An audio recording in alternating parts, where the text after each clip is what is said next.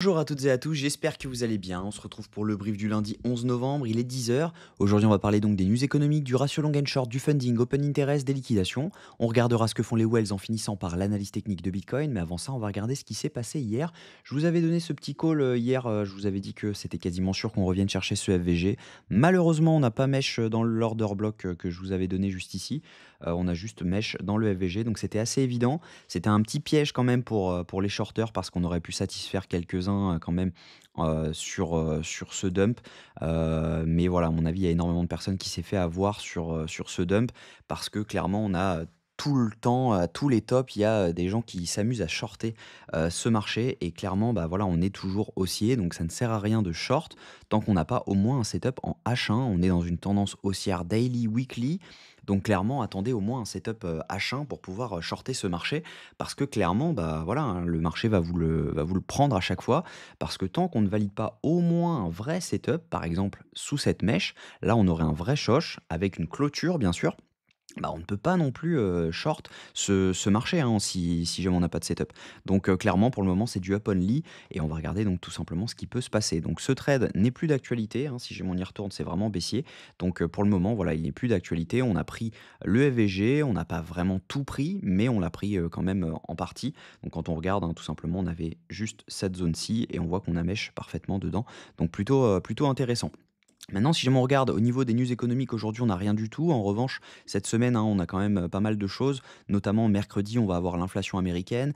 Et également, jeudi, on aura le discours de Powell à 21 heures. Donc, attendez-vous à avoir du mouvement mercredi 14h30 et jeudi à 21 heures, entre 20 heures et 22 heures. On risque d'avoir pas mal de mouvements.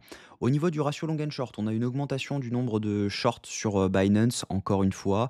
On est à 61,23% de short pour 38,77% de long sur Binance. Maintenant, si jamais on regarde les funding open interest, c'est un peu ce que ça nous dit également. On voit que l'open interest remonte avec des fundings qui chutent. Donc ça veut dire que tout ici, c'est uniquement du short pour la majorité qui s'ouvre.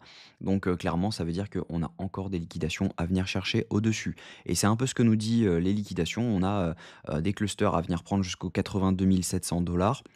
On a en revanche bien sûr des clusters à venir prendre en dessous aux 79 484, aux 80 357 $. Mais voilà, pour le moment, l'actualité, c'est plutôt d'aller chercher les liquidités au nord parce que à court terme, les gens sont plus en train de short. Et clairement, bah voilà, hein, les liquidités sont à la hausse. On a vraiment des achats énormes qui sont en train de se faire sur Bitcoin. On a donc les ETF qui annoncent des records sur des achats. Donc clairement, hein, à chaque fois, ce qu'on fait, c'est que bah, on a des clusters de liquidité, on vient les prendre. Ensuite, on remonte, on revient reprendre les clusters de liquidité. Là, on voit qu'on en avait pas mal. Donc on voit qu'on amèche parfaitement dans les liquidités qu'on avait à prendre à 78 608 $. On revient chercher les liquidités au nord. Derrière, même chose, rebelote. Là, on voit qu'on a encore des liquidités à venir prendre autour des 80 300 $. C'est pas impossible de venir les chercher. Mais voilà, on sait très bien que le résultat final, c'est pour revenir chercher au moins les 82 800 $ pour venir prendre les clusters de liquidité, donc ouais, les 82 800 $.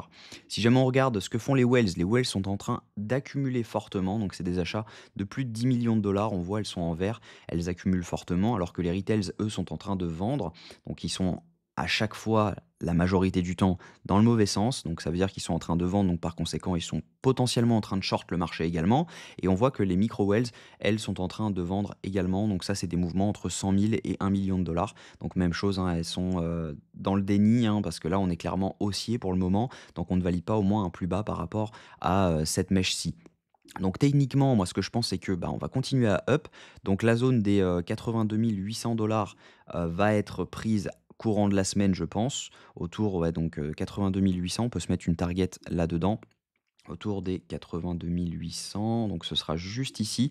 Donc on a cette target là pour venir chercher et à mon avis, voilà, on pourrait avoir un retracement à ce moment-là si jamais les gens arrêtent de short. Tout simplement, on pourrait faire quelque chose comme ceci et derrière pouvoir potentiellement attendre un setup de short et derrière repartir à la baisse pour avoir le retracement qu'on attend dans la zone donc des 72 600 à 71 380 371. Mais en attendant, je ne vous invite pas du tout à short, vraiment, c'est du suicide de le faire tout simplement parce que voilà, hein, c'est vraiment dangereux. Donc attention quand même, ne le faites pas. Attendez un setup. Je pense que voilà, tant qu'on a des setups de long, par exemple, là on avait cet order block à venir prendre. On avait donc cette zone-ci Juste là, on avait cet order block là à prendre, donc c'était possible de tout simplement ouvrir un long dedans, donc dans les 50 de l'order block avec un SL sous la mèche de l'order block pour venir target donc la zone des 82 800 $. Ça, c'était un trade qui était potentiellement à prendre, donc c'est du H1 et voilà, moi je préconise quand même le fait de trader en H1, H4 en ce moment parce que voilà, les setups sont validés. On voit que là, par exemple, cet FVG, il était bon à prendre. Moi, je l'ai pas pris parce que voilà, je visais l'order block du dessous, mais voilà, il aurait pu être pris avec un SL donc sous la mèche autour des 77 000 et derrière vous avez un 1 pour 2 donc plutôt intéressant.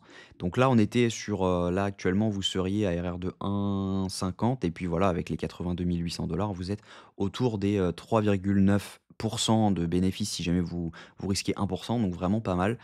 Donc voilà le trade à prendre, qu'il y avait à prendre du moins. Donc voilà, j'espère que cette vidéo vous a plu. Si c'est le cas, je vous invite à vous abonner, à liker cette vidéo et à surtout activer la cloche pour ne rien manquer des prochaines vidéos. Je sors une analyse macro, fonda et technique d'un token par jour. N'hésitez pas à le mettre en commentaire si jamais vous souhaitez que j'analyse une crypto en particulier. Et la crypto qui ressortira le plus, je l'analyserai ce soir vers 17h30. Donc voilà, n'hésitez pas à liker cette vidéo, à commenter donc la crypto, à vous abonner et on se retrouve demain à la même heure pour le brief du jour. Bonne journée.